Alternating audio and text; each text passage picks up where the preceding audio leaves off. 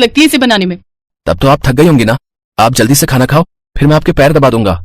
पुलाव खा के माँ पर बड़ा प्यार आ रहा है तुझे। ऐसा नहीं है, पर एक बात तो है, ये पुलाव है बहुत अच्छा। माँ, एक बात पूछूं? हाँ पूछना। ये बिरयानी भी इसे ही कहते हैं क्या? नहीं, तूने कहाँ से सुना बिरयानी का नाम? वो कल क्लास में सलीम बता रहा था कि कल उसके घर में अंडा बिरयानी बनी थी। बिरयानी बनती तो चावलों से ही है, लेकिन वो पुलाव से थोड़ी अलग होती है। अच्छा माँ, ये अंडा बिरयानी इस पुलाव से अच्छी तो नहीं होती होगी ना?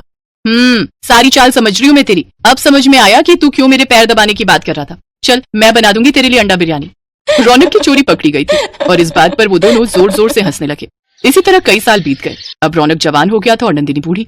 रौनक ने कई जगह नौकरी ढूंढने की कोशिश की, पर उसे कहीं भी नौकरी नहीं मिली। इसीलिए मजबूरी में नंदिनी को अभी भी दूसरों के घरों में काम करना पड़ रहा था। और फिर एक दिन, आओ माँ, जल। क्या कर रही हो माँ? खाना बना रही हूँ। और क्या? माँ, इतनी गर्मी हो रही है, शाम को बना लेना। क्यों, तुझे भूख नहीं लगी है क्या? लगी तो है, पर कोई बात नहीं, आप चलो ना, थोड़ी देर आराम कर लो। अरे मेरे बच्चे, जा तू जा, मैं खाना बना कर लाती हूँ। नंदिनी ने अपने बेटे रौनक के गाल पर हाथ रखकर प्यार से कहा।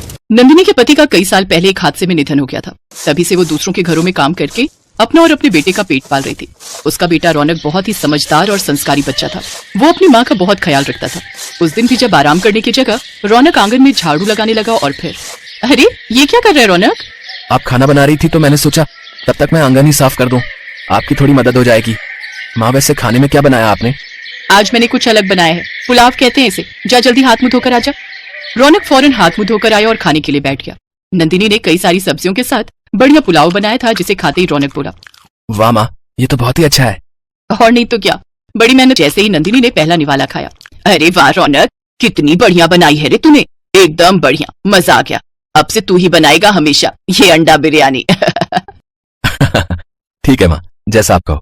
फिर दोनों माँ बेटा चाव से अंडा बिरयानी खाने लगे। तभी दरवाजे से रौनक के दोस्त सलीम की आवाज आती है। रौनक, रौनक कहाँ है तू? सलीम आजा, हम खाना खा रहे हैं, आजा। आदाब खाला, कैसी हो? मैं ठीक हूँ सलीम, तू कैसा है? बस आपकी दुआएं हैं खाला। ओहो, खुशबू तो बड़ी अच्छी आ रही है। आज क्या बनाया है खाला? आज तेरे दोस्त ने अंडा बिरयानी बनाई है, खाकर देख, आजा। अंडा बिरयानी का नाम सुनते ही सलीम झट से थाली लेकर बैठ गया और पहला निवाला खाते ही सलीम ने कहा, अरे वाह मियाँ, छुपे रुस्तम निकले तुम तो, है भाई? माशाअल्लाह, क्या हुनर पाया है। अबे भाई, तू छोड़ ये नौकरी वोकरी का चक्कर, तू तो अपना काम शुरू कर। अल्लाह की कसम, खूब बिकेगी तेरी अंडा बिरयानी, और ना बिके तो मेरा नाम बदल देना। थोड़ी देर बाद सलीम वहां से चला गया, पर रौनक के मन में उसकी बातें बार बार घूमने लगी। और फिर अगले दिन, सुन सलीम। हाँ बोलना भाई। मैंने बहुत सोचा, तू क्या बोलता है, मैं ठेला लगा लूं क्या अंडा बिरयानी का? तू एक काम कर, वो जो स्कूल है ना अपने गांव में, अभी उसी के पास अपना ठेला लगा ले। पहले वहाँ शारिक नाम का आदमी अंडा बिरयानी बेचता था 50 रुपए में, पर वो उतनी मजेदार नहीं थी। अब तू वहीं से बिस्मिल्लाह कर दे। और सुन, तू चिंता मत कर, मैं तेरी मदद करूंगा, कुछ पैसे पड़े हैं मेरे पास। अपने हुनर और दोस्त की मदद से रौनक ने अपना ठेला शुरू कर दिया। पहले ही दिन उसकी दुकान पर 6-7 ग्राहक आए, जिन्हें उसकी बनाई अंडा बिरयानी बहुत पसंद आई। और बची हुई अंडा बिरयानी शाम को रौनक, नंदिनी और सलीम ने खाई। धीरे धीरे रौनक के से हाथ मुंह धो लो, मैंने आपके लिए खाना बनाया है। क्या तूने खाना बनाया है? हाँ माँ, आप सारा दिन काम करती हो और मैं नालायक कुछ भी नहीं कर पा रहा।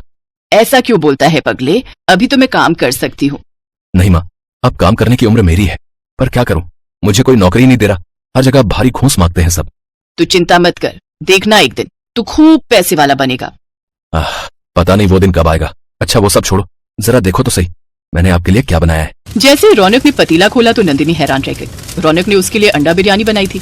पतीले से बहुत ही अच्छी खुशबू आ रही थी। और फिर, अरे वाह, खुशबू तो बहुत अच्छी आ रही है, लेकिन तूने अंडा बिरयानी कब बनानी सीख ली रे? बस आपको देखकर। अब बातें मत करो, जल्दी से खाकर बताओ ना कैसी बनी है। पहली बार रौनक ने अपनी माँ के लिए खाना बनाया था। और फिर, भैया स्टेशन के अंदर कैसे? अरे तुम चिंता मत करो, मेरा नाम आकाश है और मैं ट्रेन चलाता हूँ, यानी लोको पायलट हूँ।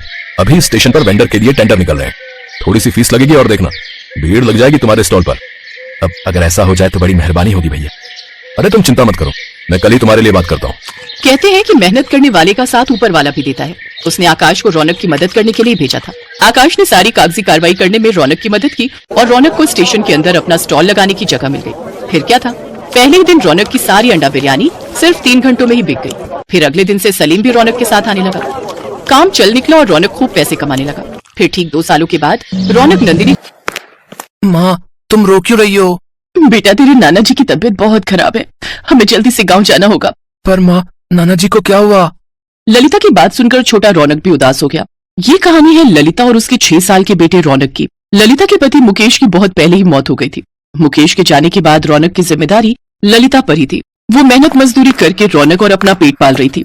उस दिन ललिता को पता चला कि उसके पिताजी की तबीयत बहुत खराब है और वो अपनी आखिरी सांसें गिन रहे हैं। ये सुनते ही ललिता ने फौरन कुछ कपड़ों की एक पोटली बनाई और रौनक को साथ लेकर रेलवे स्टेशन की तरफ पैदल ही चल पड़ी। माँ, हम ट्रेन से जाएंगे? हाँ बेटा, इस टाइम गांव जाने के लिए कोई बस नहीं मिलेगी, इसीलिए ट्रेन से जाना पड़ेगा। अच्छा सुनो माँ, कुछ खाने को है क्या? बहुत भूख लग रही है। ललिता के घर से रेलवे स्टेशन की दूरी बहुत ज्यादा थी और पैदल चलते चलते रौनक को बहुत ठेले पर काफी लोग आने लगे, लेकिन उसकी दुकान पर घूम फिर कर वही 10-12 लोग ही आते थे। इससे रौनक का खर्चा तो चल जाता था, पर वो थोड़े और पैसे कमाना चाहता था। और फिर एक दिन रौनक की दुकान पर एक आदमी आया जिसका नाम आकाश था। भैया कैसी दी अंडा बिरयानी? बस 50 रुपए की भैया जी। अच्छा तो फिर लगा दो 1 प्लेट। अभी लो भैया। आकाश को रौनक की अंडा बिरयानी बहुत पसंद आई। उसने अपनी उंगलियां चाटते हुए कहा, अरे वाह भैया, हमारे इलाके में इतनी अच्छी अंडा बिरयानी मिलती है और हमें ही ये बात नहीं पता थी। आपको तो फुर्सत ही नहीं मिलती होगी, शाम तक तो सारी बिक जाती होगी। कहाँ भैया, गिने चुने 10-12 लोग ही आते हैं, बस गुजारा चल जाता है। अरे क्या बात कर रहे हो? इसका मतलब यहाँ लोगों का आना जाना कम है। तुम एक काम क्यों नहीं करते, रेलवे स्टेशन के अंदर क्यों नहीं बेचते अपनी अंडा बिरयानी? बस भूख लग गई थी। ललिता ने अपनी पोटली खोली तो उसमें 2 सूखी रोटी रखी थी और साथ में एक प्याज था। सूखी रोटी देखकर रौनक का मुंह बन गया, लेकिन वो भी जानता था कि उसकी माँ ललिता और वो बहुत तेजी में स्टेशन के लिए निकले थे। रौनक ने चुपचाप रोटी और प्याज खाया और ललिता की गोद में ही सो गया। फिर थोड़ी देर बाद, उठ रौनक, देख ट्रेन आ गई, चल बेटा जल्दी उठ जा। अरे वाह, कितने दिन बाद आज हम ट्रेन में जाएंगे। रौनक को ट्रेन में बैठने की खुशी थी, लेकिन ललिता के आंसू थम नहीं रहे थे। उसे तो अपने पिता की चिंता सता रही थी। पूरे सफर के दौरान रौनक बस खिड़की के पास बैठकर बाहर की चीजों को निहारता रहा। वहीं ललिता बस सीट पर पीछे सिर टिकाए बैठी रही और अपने पिता की सलामती की दुआ करती रही। लेकिन ऊपर वाले को तो कुछ और ही मंजूर था। ललिता के पिता की मौत हो चुकी थी। उस दिन ललिता बहुत रोई। पिता का अंतिम संस्कार कर ललिता रौनक को लेकर वहां से स्कूटर से बाजार लेकर पहुंचा, जहां वो एक दुकान के सामने जाकर खड़े हो गए। यहाँ क्या है, क्या दिखाना चाहता है रे? देखो माँ, हमारी अपनी दुकान, रौनक की अंडा बिरयानी। अब नाम कैसा है दुकान का?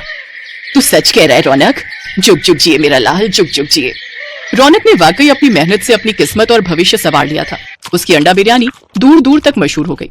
वक्त के साथ दुकानें बढ़ती गईं, लेकिन रौनक के हाथों का स्वाद और खाने की क्वालिटी में कोई बदलाव नहीं आया। खास तौर पर उसके गांव के रेलवे स्टेशन पर आती जाती रेलों के यात्रियों की पहली पसंद तो रौनक की अंडा बिरयानी ही थी, जो बीतते वक्त के साथ रौनक के गांव की पहचान बन गई।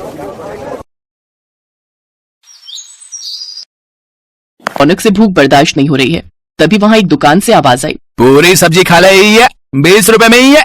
उस आदमी की आवाज सुनकर ललिता को ऐसा लगा जैसे उसकी मुराद पूरी हो गई। ललिता ने सोचा कि वो 2 आलू पूरी खरीदेगी, एक रौनक खाएगा और एक वो भी खा लेगी। उसने भी तो 2 दिन से कुछ नहीं खाया था। ललिता ने 40 रुपए देकर आलू पूरी खरीदी। वे बहुत थोड़े से आलू और सिर्फ 2 ही पूरियां थी। ये देखकर ललिता ने अपना डिब्बा भी रौनक को दे दिया। रौनक ने पेट भरकर खाना खाया और फिर शाम को, माँ, पेट में बहुत तेज दर्द हो रहा है और 3 बार उल्टी भी हो चुकी है। इतना कहते ही रौनक बेहोश हो गया। ललिता फौरन उसे डॉक्टर के पास लेकर पहुंची तो डॉक्टर ने उसे बताया कि रौनक को फूड पॉइजनिंग हुई है। ललिता को समझने देर नहीं लगी कि ये सब उस आलू पूरी की वजह से हुआ है जो उसने रेलवे स्टेशन से खरीद कर रौनक को खिलाई थी।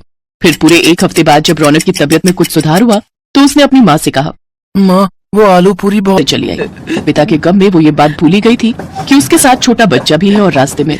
माँ, भूख लगी है। रौनक की बात सुनकर ललिता को होश आया। उसके पास रौनक को देने के लिए कुछ नहीं था। तभी वहाँ से एक आदमी गुजरा जो चिप्स और केक बेच रहा था। भैया, चिप्स है क्या?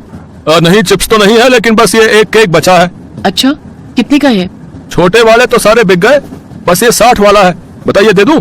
ललिता ने अपनी साड़ी के पल्लू में लगी गार्ड खोली तो उसमें कुल मिलाकर बस 40 रुपए ही थे, जिन्हें देखकर वो केक वाला खुद ही वहाँ से चला गया।